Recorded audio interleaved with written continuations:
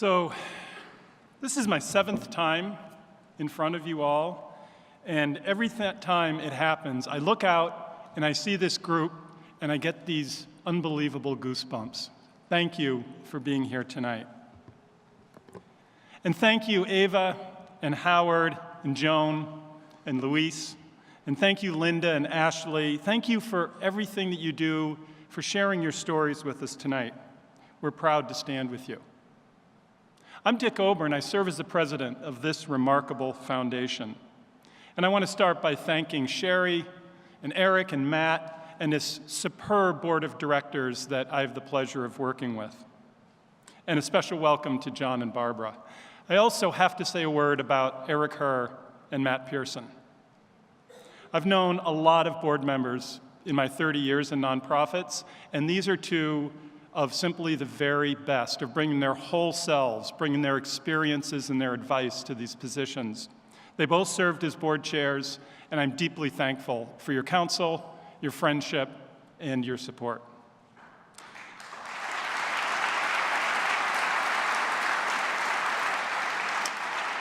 And also, thank you to Kristen and Katie. I'm going to say another word about our entire staff in just a few minutes. So our foundation community, like the American community, can be defined in 3 Latin words: e pluribus unum, out of many one. In tonight's theme, the we refers to all of us here and to thousands who came before and will come after. No matter what brought you here tonight, we're bound together by our love for New Hampshire, by our honesty and clarity about its challenges, and our drive, our ceaseless drive to make it an even better place. We believe in the power of philanthropy and in giving back. And we believe in the people of New Hampshire. No matter how they vote, no matter if or to which God they pray, no matter whom they love, no matter if their family arrived as refugees on the Mayflower or as immigrants last week. Our work is guided by a vision that was created not by the foundation staff and board, but by the generosity and the passion of this foundation community over more than half a century. We envision strong, just, and inclusive communities where arts and culture enrich people's lives, where economic opportunity and security are available to all, where students have the education they need to thrive, where environmental resources are protected and accessible, where all residents have access to quality health care, food, housing, and other basic necessities, and where residents are informed, they're connected, they're engaged, and they participate meaningfully in civic and community life. This vision transcends economic and political cycles, no matter how unsettling they might be. It calls us to a higher purpose, and it binds the generations together. It unfolds in the stories we heard tonight and the stories that you all bring to life every day. The 6 parts of that vision are all critically and equally important. But it seems to me that now, more than ever, the first 5 rest on the last: civic engagement. Everywhere I go, and in this job, I get to talk with a lot of people in a lot of parts of New Hampshire with a lot of different backgrounds. Everywhere that I go, people with different views tell me in very similar ways that they're troubled, deeply troubled, by the tone of our public dialogue, and they're worried about the future of civic engagement. We need to do something about that, because we're not going to solve the problems we face if we don't. Closing the opportunity gap, building a skilled workforce, addressing addiction and mental health crises, caring for vulnerable neighbors, creating welcoming communities, confronting climate change, which just got a little harder today. These all depend on the health of our civic life and the health of our democracy. So tonight, we celebrate philanthropy. and the tremendous contributions of nonprofit organizations and all who support them with their time and their treasure and their talent. But we recognize that our charitable efforts alone aren't enough. No matter which part of that vision most inspires you, the environment, the arts, education, basic needs, perhaps it's all of them. They are affected by decisions at all levels of government. Linda and Ashley's story is a good example of positive alignment and compromise between sectors across party lines. And now, Ashley and thousands of other Granite Staters are getting the health care they need because they have the insurance they deserve. But it doesn't always go that well. Some proposed federal policies and budget cuts would make the work of our nonprofit community and the lives of our neighbors far more difficult. I'm talking about unprecedented reductions in things like Meals on Wheels, legal aid, affordable housing, food stamps, the Land and Water Conservation Fund, public broadcasting, arts and humanities, and Medicaid.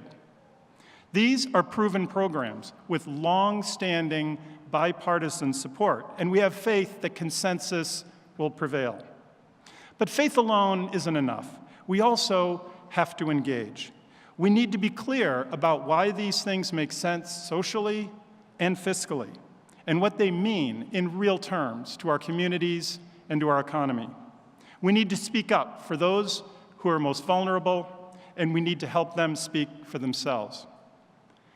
And we need to do it all with respect and with civility. That's especially important when our national civic atmosphere is so highly charged that it's hard to agree on facts, yet let alone solutions. Even finding the right words is hard these days. I know it was for me when thinking about tonight. And I like words. My staff tells me I like them too much sometimes. Because everything feels politicized. And that's not good for democracy, and it's not good for New Hampshire. But I believe that we can rise above all that by recommitting ourselves to deeper, richer, more meaningful civic engagement. I believe that because many here tonight are working in this space, improving civics education, facilitating community forums, analyzing and sharing data, engaging new civic leaders, protecting the right to vote, and shining a bright light on what unites rather than what divides. I believe because of the response to Civics 101, NHPR's new podcast that we are pleased to support. It has been downloaded an astonishing 2.6 million times. So if you think Americans don't care about civics, I think that says it all. And I believe, because in New Hampshire, we have a long tradition of sitting down and listening to each other. You see it in the State House, where every bill gets a hearing. That's not true in most states. And every resident who wants to speak is given a chance. That's not true in most states. You see it in town halls, and I mean the real ones, not the made-for-TV ones. At my town meeting in Dublin this year, we decided how much to spend on roads and police and the dump.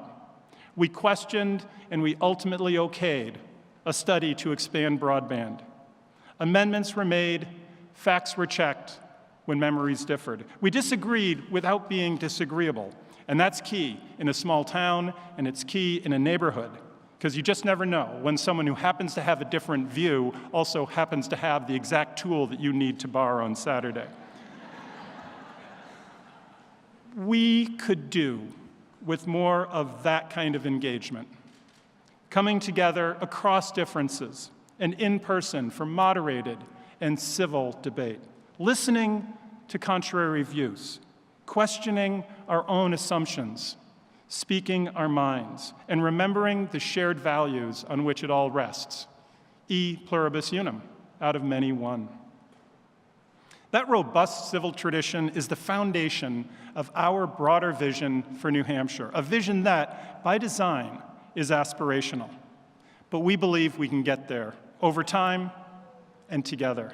We believe because of the people we heard on stage tonight and the people featured in the report on your chairs. We believe because of all of you, because of your dedication to New Hampshire's nonprofits, because of your service as board members and staff and volunteers, and your service as elected officials, and because of your generosity, and because of your engagement in the affairs of community, state, and nation.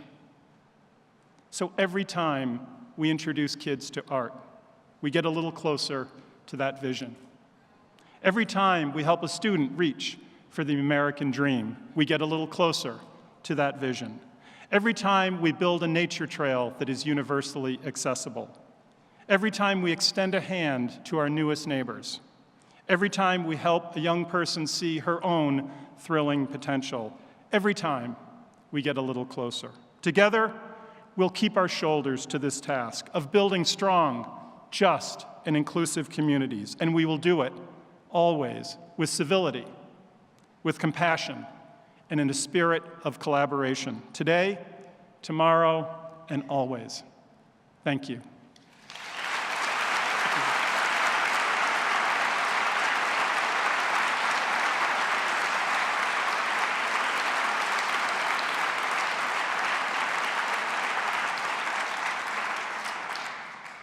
So before we break, I need to thank one more group of people that I believe in more than I can say. This amazing, dedicated, and talented group of staff colleagues that I have the pleasure of working with every day. From Rick Peck, who is in his third week as our Vice President of Development and Philanthropy, to Judy Burrows, who is in her third decade leading our student aid programs. It is your belief that shows in countless ways every day, putting on events like this, answering questions from grantees and students, connecting donors and causes, keeping our technology and our finances and our operations running. Thank you, my staff colleagues. Either wave your hand or stand up, please.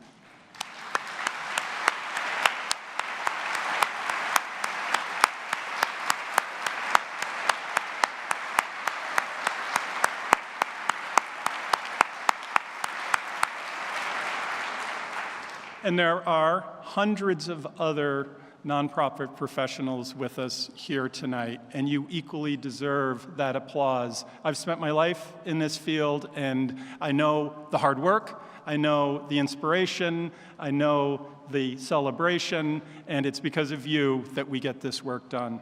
So now, please join us in the ballroom and the lobby for some food and drink and to continue the conversation.